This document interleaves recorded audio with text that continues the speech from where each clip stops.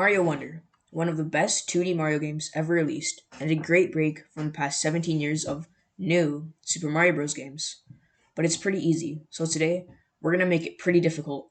No checkpoints, no multiplayer, no badges, except for the course Crouching High Jump 1, as it's mandatory to complete the game. No easy mode, no Poplin shops, no power ups, only small Luigi, no sprinting, no spin jumps, and no mid air spins. Thankfully, there are no time limits in levels, because not being able to sprint makes progression slow and jumps are more difficult.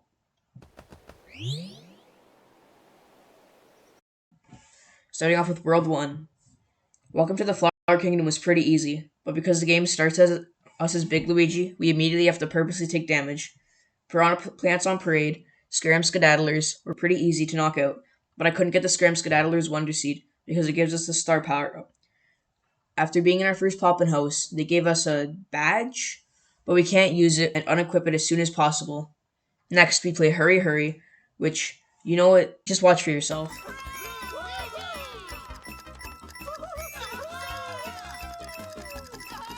That's right, we don't even need to sprint.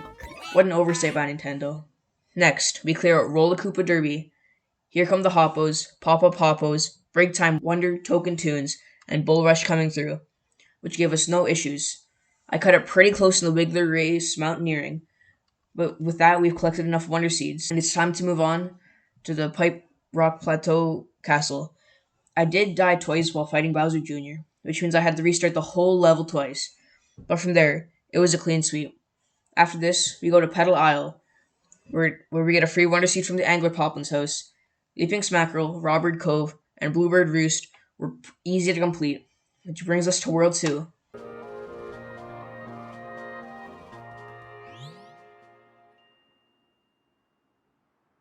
Out of My Way Valley, Kick It Out My Way, and Puzzling Park were all easy to clear, but Condart's Away on the other hand was painful. Looking back at the footage, this level took 17 minutes for me to complete. 17! I had my first ever game over while doing this challenge. Main problem was the Condarts are extremely annoying to avoid while you can't sprint, and every time I would die, I would restart the whole level. And the Wonder Seed made it even more difficult. Because I was in the bird eye view, sometimes I couldn't see very far ahead. But after finally completing it, Pole Block Passage, break Time Cloud Cover, Up and Down with Puffy Lifts, the Flying Battleship, and Cruising with Linking Lifts didn't take too long to complete. Then all that was left was the castle, and oh boy, let me tell you, I was in for a real treat. This level took me 35 minutes. The level wasn't even that difficult. The real kicker was the boss fight. If I'm hit once, I go all the way back to the start. And after a bit, this happened.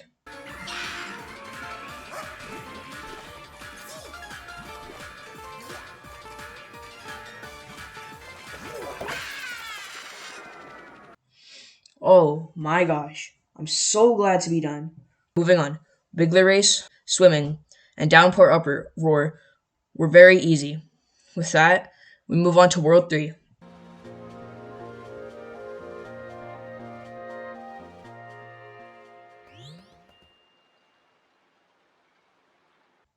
The Hobbycat Trial, Hop Hop, and Away, and Unreachable Treasure were both easy to clear, and now we get to Crouching High Jump 1, which, sadly, is necessary to complete. So I tried to use the badge the least I possibly could. There is no way of killing this enemy, so we have to use our first high jump. I thought I couldn't kill the next enemy, but then I did this.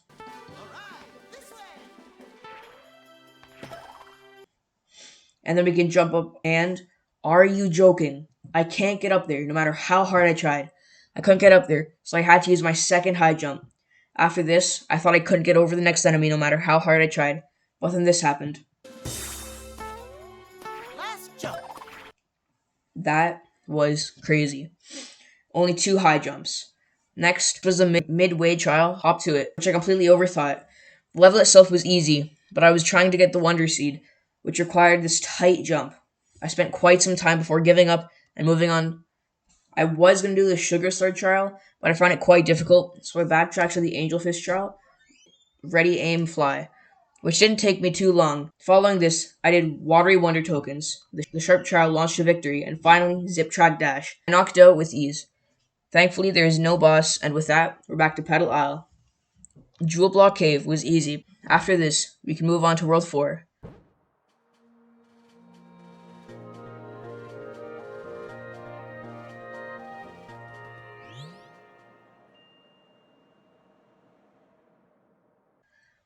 After getting a free Wonder Seed from the Poplin House, we can clear out Ninja, Jump Party, Armad's on the roll.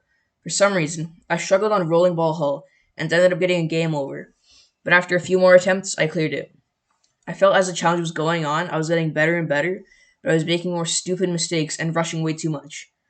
I could do Valley Full of Snoodles, Secrets of Shova Mansion, Color Switch Dungeon, and Lights Out. I forgot about Raise the Stage, but after this I started panicking. I couldn't remember if there were any more levels I can complete. But then I stumbled into Blooms of the Desert Skies, which I cleared with ease. And with this, we go to the castle. Despite what I thought, I didn't struggle here at all. I even beat the boss on my first attempt. Now that we're back to Petal Isle, we had another flying battleship. But I cleared this very easily. I just had to make sure not to move while picking up the POW block, as it was required to beat the stage. Following this, Mama Mouthful was very easy. I realized that this whole challenge, with this rule set, I'm basically just a jumping Goomba. Anyways, we could move on to World 5.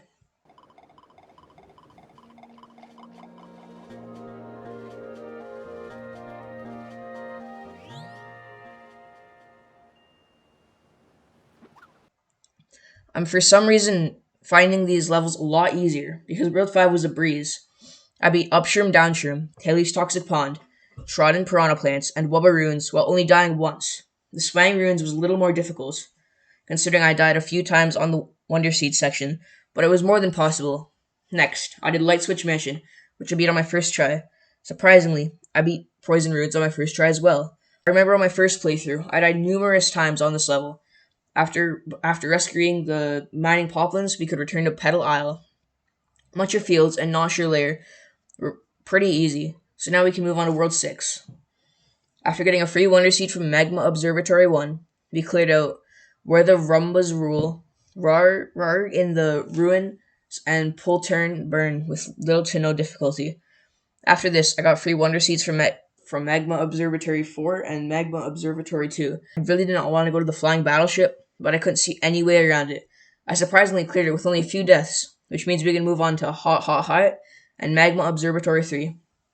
I surprisingly beat Wavy Ride through the Magma Tube with only one death, whereas on my first playthrough, I died numerous times. With all of that, we can move on to the castle. This was another course that took me quite a while, coming in at 36 minutes. 36. I actually only died to the boss once. The main issue were these pesky little fireballs. Every time they would shoot me while I was on the Dragon Coaster, I would try walking away, but then the Dragon Coaster was like a treadmill and I stayed in spot. But after a few game overs, I completed the castle. Thank gosh there weren't any of one of these castles. Returning to Petal Isle, I was finally able to fight Bowser. Well, kinda, because first we have to play a few more levels. Missile Mag Mayhem was a pretty easy clear. High Voltage Gauntlet was pretty difficult. Lightning was pretty annoying. I was going so slow that I died way too many times to the lightning. After this, Evade the Seeger Bullet Bills was pretty easy, considering I only died once. On the other hand, Knucklefest, Bowser's Blazing Beats, was very annoying. The Fire Knuckles came down extremely fast, and I thought the run was over. These three fists all come down at once. I died at least 10 times until this happened. That was really close, but other than that, this was doable. And now it was time, the final Bowser's Rage stage. This was very close, but the level wasn't too bad. Surprisingly, I only died once to Bowser, and here was the winning run.